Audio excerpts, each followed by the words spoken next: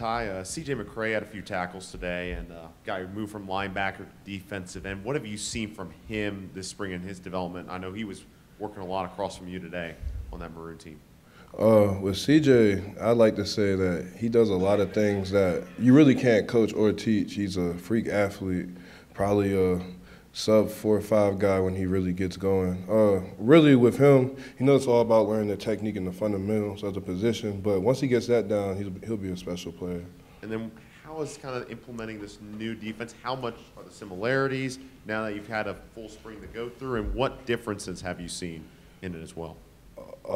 I'd say in similarities, it reminds me of the defense I originally came here when I was a freshman, which is Coach Foster's defense. It's a lot of the same things, a lot of the same coverages, but I'd say it's kind of a newer version. You know, offensive has kind of adapted to change the all spread, so it's for that. I'd say it's way similar to Coach Foster's scheme than the scheme we were running last year.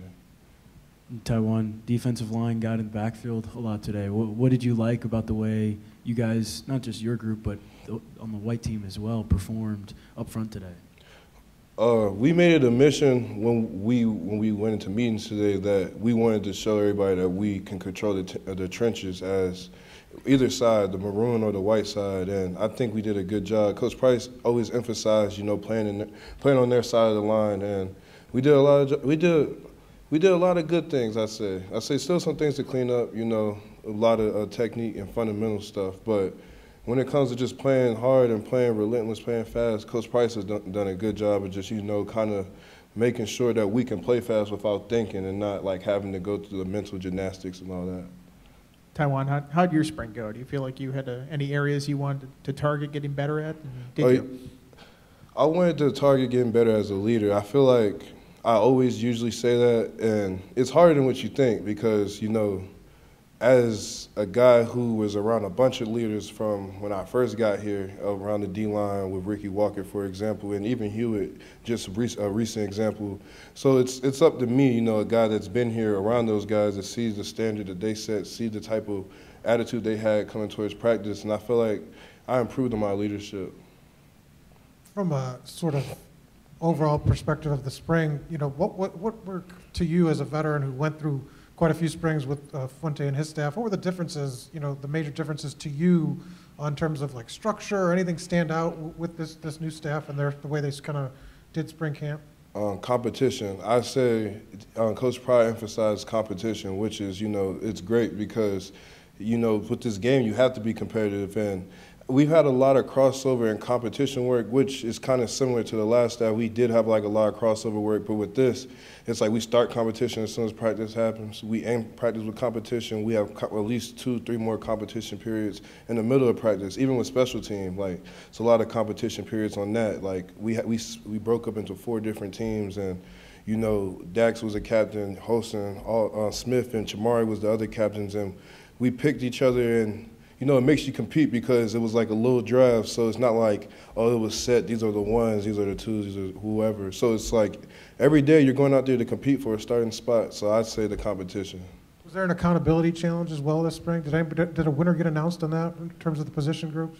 I think they're going to announce when we come back. It is a accountability challenge, and I think that's very important because what Coach Pryor does, he likes to, like, whenever it happens, good or bad, he likes to make sure the whole team knows, like, it's not a secret. We don't keep secrets. It's not a, you know, oh, you messed up. So you and him had a conversation and, you know, stay like that. He wants to make sure that, because, you know, in football, all it takes is, you know, one person to mess up and it can cost a game. So I think that's a key piece, too. How was the defensive line doing? Did you have to keep the guys straight? I mean, were you trying to lead and win that?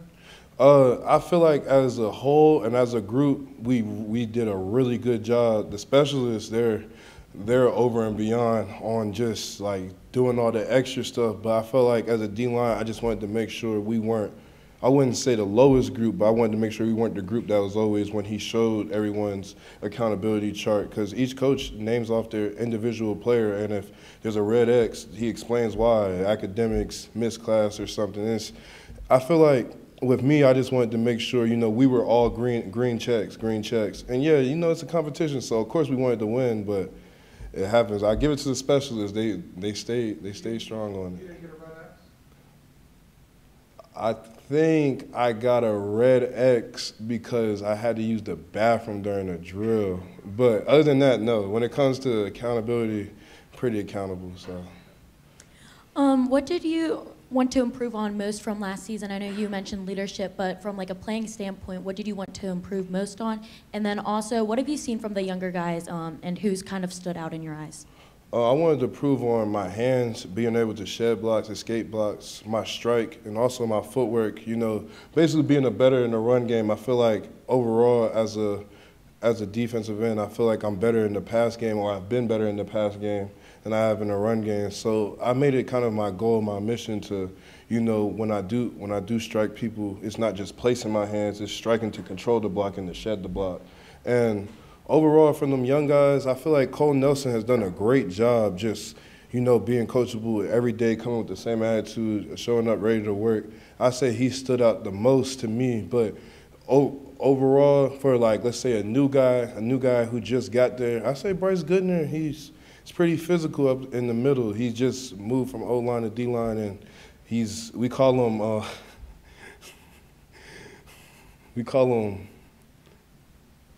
Hammerhead because he's go, hat in hands, attacks the gap. He doesn't want to get moved. He's strong. He's impressive for somebody who's only been a D lineman for 10 days. He's pretty good. I'll say that.